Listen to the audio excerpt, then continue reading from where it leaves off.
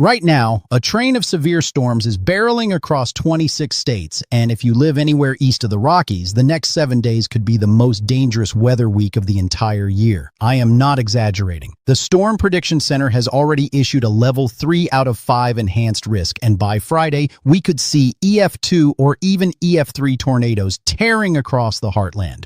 Stick with me, because at minute 5, I am going to walk you through a full city-by-city breakdown of more than 270 locations, so you know exactly when this hits your area, how bad it gets, and when it finally moves out. But first, here is the number that should stop you in your tracks. Winds in this system could exceed 74 miles per hour. That is hurricane force, on land, in March. And that is just the beginning. Some of these supercells are forecast to drop hailstones 2 inches in diameter, roughly the size of a tennis ball, and in some isolated cases we could see 3-inch hail nearly the size of a baseball. If your car is parked outside this week, you are gambling with your windshield. Now here is something most people are not talking about. This is not one storm, this is a storm train. We are looking at 4 to 5 separate rounds of severe weather over the next 7 days. Each one feeds off the energy of the last. And the pattern driving all of this is a hyperactive jet stream that keeps launching disturbances across the country like a conveyor belt. So even if you dodge round 1, round 2, or 3 might have your name on it. Do not let your guard down after the first wave passes. Let me break down the timeline day by day, because timing is everything. Round 1 hits today, Thursday. A dry line is setting up just west of Amarillo, Texas. Storms will begin firing between 5 and 6 in the evening Central Time. Within 60 to 90 minutes of forming, these supercells will be producing very large hail and damaging winds. The greatest tornado threat today is between 6 and 8 in the evening, focused on the corridor from Childress, Texas through Amarillo and up toward Woodward, Oklahoma. After 8 tonight, the tornado risk drops, but damaging winds near 80 miles per hour will continue pushing northeast into Kansas through the overnight hours. If you are in western Oklahoma, the Texas Panhandle, or southern Kansas, you need a tornado action plan ready right now. Not tomorrow. Now. Multiple ways to receive alerts. Know where your safe room is. If you have a storm shelter, make sure it is accessible tonight. But here is where things get really serious. Do not miss the next 60 seconds because Friday is shaping up to be the biggest severe weather day we have seen in months. The Storm Prediction Center has already placed a massive area under enhanced risk, level 3 out of 5, stretching from eastern Oklahoma through eastern Kansas all the way up to Kansas City and Joplin, Missouri.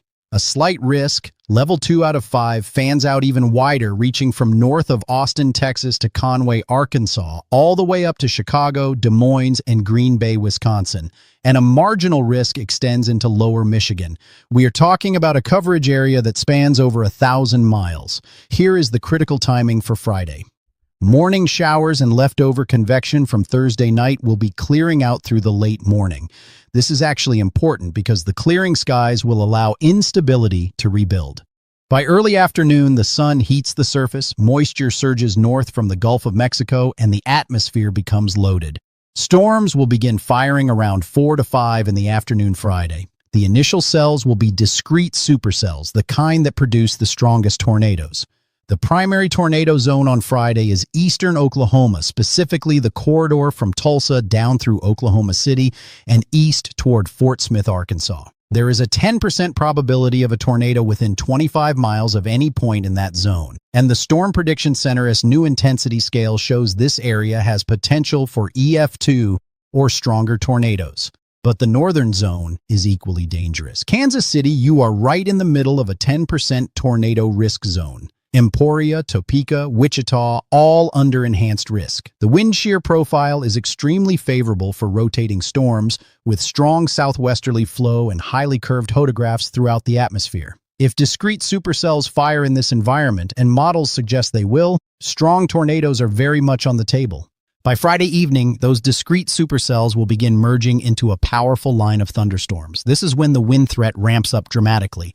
We are talking about a 30% chance of damaging winds exceeding 60 miles per hour across a huge area, with some gusts potentially reaching hurricane force, 74 miles per hour or higher. This squall line will push east through Missouri, Iowa, and into Illinois through the overnight hours. Now, I promised you a city-by-city breakdown, and here it is. If you do not hear your city, drop your location in the comments right now, and I will get you a specific forecast. Starting in Texas. Amarillo, severe risk begins Thursday 5 to 6 in the evening, peaks around 7, clears by midnight. Dallas and Fort Worth, your window is Friday afternoon through Friday night, with large hail and damaging winds being the primary threats. Waco, Abilene, and San Angelo, you are on the southern edge Friday, lower probability, but any storm that forms in your area could be a monster. Midland and Lubbock, Thursday evening is your watch window. Oklahoma, Oklahoma City, 2 rounds, Thursday evening and again Friday afternoon into evening. Tulsa and Bartlesville, Friday evening is your highest risk window. Be ready for tornadoes between 5 and 9 in the evening. Woodward and Elk City, Thursday night is your primary concern. Norman, Lawton, Stillwater, all under risk Friday afternoon and evening. Kansas, Wichita, Hutchinson, and Pratt, enhanced risk Friday with potential for hurricane-force wind gusts. Kansas City, you are in the bullseye Friday evening through early Saturday morning for tornadoes, damaging winds, and very large hail. Topeka and Emporia, same time frame. Dodge City and Liberal, Thursday night and Friday afternoon, Missouri. Joplin and Springfield, Friday evening is critical. You could see discrete supercells capable of strong tornadoes before the line arrives. St. Louis, the squall line reaches you Friday night into early Saturday morning. Columbia and Jefferson City, late Friday night. Arkansas. Fort Smith, Friday evening tornado threat is real. Little Rock and Hot Springs, the slight risk extends to your doorstep Friday, with the squall line arriving overnight, Iowa. Des Moines and Davenport, Friday late afternoon through overnight. Expect embedded thunderstorms with damaging winds. Flash flooding is also a concern with multiple inches of rain expected. Illinois, Chicago, Friday night into Saturday morning as the line pushes through. Springfield and Peoria, same time frame. Rockford, late Friday night. Wisconsin, Green Bay and Milwaukee, Friday overnight into Saturday. Madison, late Friday night. Michigan, Lower Michigan, Saturday morning as the system exits.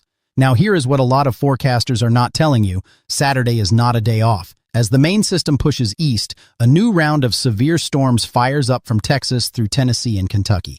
Buffalo, New York, and the southern tier, you have a slight risk Saturday. Western Pennsylvania, eastern Ohio, and western West Virginia are also in the crosshairs. Down south, Texas and Louisiana see another round Saturday afternoon. Sunday and Monday bring a brief pause for most of the country, though the Gulf Coast and deep south could see lingering storm activity Sunday morning. But then Tuesday hits, and we do it all over again. The Storm Prediction Center already has a level 2 out of 5 slight risk across the southern plains for next Tuesday. Another surge of severe storms with all hazards, wind, hail, and tornadoes. Wednesday could bring yet another round across the Ohio Valley and the Deep South. And if you think that is the end, it is not. There is a signal in the long-range models for something nobody wants to hear. By mid-March, a nose-diving trough from Canada could send an Arctic blast crashing into the eastern half of the country. After days in the 70s and 80s, temperatures could plunge well below average. The European model ensemble shows a significant cold pattern developing around March 14th and 15th. That means there is a real possibility we are not done with winter yet. Snow could return to parts of the northern states. March has a history of doing crazy things, and this year looks like it is going to live up to that reputation. Between now and next Friday, multiple inches of rain will fall across a huge swath of the country. Flash flooding will be a secondary but very real concern on top of the severe weather. The heaviest rain will be across the central states, but eventually this moisture pushes into the eastern states as well. Here is what I need you to do right now. First, if you have not already, comment your city below so I can make sure you are covered in my next update. Second, make sure you have multiple ways to receive severe weather alerts, weather radio, phone alerts, local news. Third, if you are in the enhanced risk zone for Thursday or Friday, have your tornado plan ready tonight. Know where your safe room is. Get your pets inside. Secure anything loose in your yard, especially trampolines, patio furniture, anything that becomes a projectile in 70-mile-per-hour winds. I also want to mention if you are in the Northeast, do not think you are safe.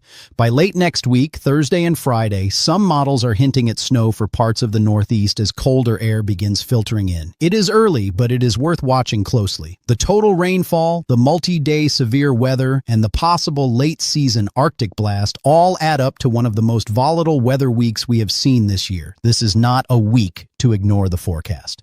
Now, in my next video, I am going to show you the latest model updates on that potential Arctic blast and whether snow is actually coming back to the south. You do not want to miss that one. Stay safe out there. I will see you in the next.